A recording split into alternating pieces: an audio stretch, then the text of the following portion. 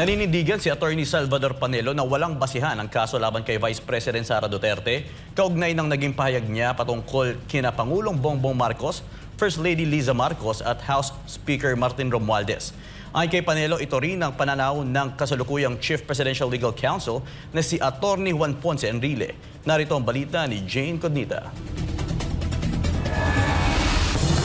Muling ipinaliwanag ni dating Chief Presidential Legal Counsel Atty. Salvador Panelo ang naging pahayag ni Vice President Sara Duterte tungkol kina Pangulong Bongbong Marcos, First Lady Liza Marcos at Speaker Martin Romualdez. Ito'y kasunod ng pagdepensa ng National Bureau of Investigation o NBI sa pagsasampa nila ng kasong inciting to sedition at grave threats laban sa Vice Presidente. Matatanda ang sinabi ni VP Sara na may nakausap umano siyang handang patayin sina BBM, Liza at Martin kung siya mismo ang mapapatay. Ang sinabi niya,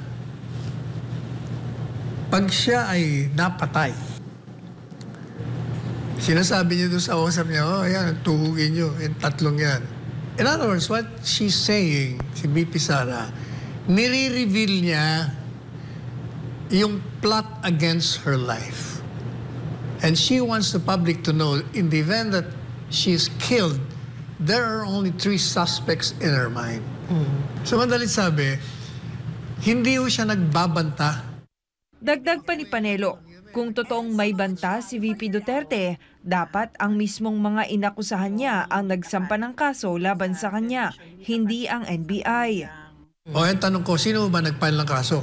Hindi naman ho yung hindi umanong pinagbantahan. Si Presidente Marcos Jr., si First Lady, at si Speaker Martin, hindi sila nagreklamo. Sinabi rin ni Panelo na maging si Chief Presidential Legal Counsel Atty. Juan Ponce Enrile ay walang nakikitang kriminal na intensyon sa pahayag ng Vice Presidente. Sa isang social media post, binigyang diin ni Enrile na hindi maaaring kasuhan si VP Sara dahil ang kanyang sinabi ay may kondisyon. Criminal charge can be made. In other words, hindi po pwede talagang demanda because it's conditional. Yung nga sinasabi na conditional, hindi nga mangyayari. Pinagpipilitan nyo.